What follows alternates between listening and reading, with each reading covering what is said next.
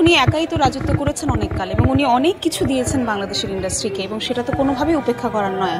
এবং এটা এক ধরনের একজন আর্টিস্টের কনফিডেন্স, সো সেই জায়গাটা থেকে সেটা উনি বলতেই পারেন এবং সেটা নিয়ে উনি ওনার নিজের সামনে এগিয়ে যেতেই পারেন। কিন্তু সেই সাথে নতুন যারা আসছেন, স্পেশালি আমি সিয়ামের কথা বলবো, নিশোর কথা বলবো, আমাদের খুবই দুর্দান্ত অভিনেতা মোশাররফ ভাইয়ের সিনেমার কথা বলবো। সো আমাদের এইটা কিন্তু একটা দারুণ বিষয় যে আমরা ভিন্ন স্বাদের দর্শক পাবো, তার মানে শুধুমাত্রই এককেন্দ্রিক নয়। তো এটাই তো আসলে এক ধরনের ইনক্লুসিভ সোসাইটির আসল নমুনা।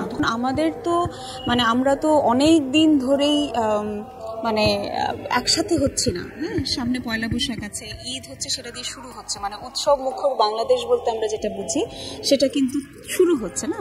সো সেই শুরুটাতে এত ভালো ভালো সিনেমা এবং এত বড় বড় ক্যানভাসের সিনেমা এবং এত ভালো ভালো অভিনেতা এবং তাদের দুর্দান্ত অভিনয় এবং প্রত্যেকটি ভিন্ন স্বাদের। সো এটা তো একটা আশাবাদের কথা এবং আমাদের ইন্ডাস্ট্রির জন্য একটি দারুণ বিষয় হতে যাচ্ছে।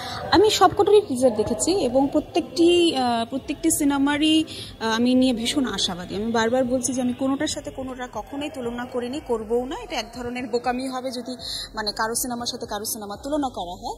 আর বারবার যেটা হচ্ছে যে আমরা যখন নতুনদেরকে উৎসাহ দেব, নতুনদের সিনেমাকে যেমন করে সামনে এগিয়ে রাখবো, ঠিক তেমনি আমাদের সুপারস্টারদেরকেও কারণ তারাই আমাদের হলগুলোকে বাঁচিয়ে রাখবেন। এবং আমি হল মালিকদের জন্য ভীষণভাবে চাইছি এবং আমার দৃঢ় বিশ্বাস যে হলগুলো তাদের আলোর মুখ ফিরে পাবে। কারণ দিন শেষে ইন্ডাস্ট্রি বাঁচতে গেলে যেমন আমাদের শিল্পীদেরকে বেঁচে থাকতে হবে, ঠিক তেমনি হলগুলোও বেঁচে থাকতে হবে সিনেমাগুলোকে প্রদর্শনের জন্য। সো আলটিমেটলি ইন্ডাস্ট্রির চাকাটা ঘোরাটা খুব জরুরি। সো সেই চাকাটা যদি এই সিনেমাগুলো দিয়ে হয়, সেটা তো একটি মানে বাংলাদেশ ইন্ডাস্ট্রির জন্য একটি দারুণ খবর। কারণ একজন আর্টিস্ট আসলে পুরো পৃথিবীর এবং সে তাকে মানে সামনে এগিয়ে নিয়ে যাবে, সে তার নিজেকে নতুনভাবে এক্সপেরিমেন্ট করবে এবং সেটার খুব দুর্দান্ত। কিন্তু আমরা শুধু মানে সাকিব ভাই তো করছেনই, সাথে কিন্তু সিয়ামও করছে, নিশোও করছেন, মোশাররফ ভাই তো করছেনই, অনেক আগে থেকেই করছেন।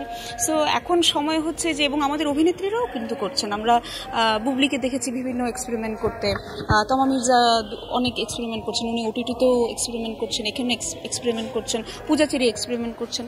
সো এটাই তো আসার কথা না, মানে শুধুমাত্র একজন অভিনেত্রী থাকবে অথবা একজন অভিনেতা থাকবে তা নয়, একটা ইন্ডাস্ট্রি হবে এবং গম গম করবে ইন্ডাস্ট্রি, এফডিসি আবার মুখরিত হবে, সেটাই তো আশা।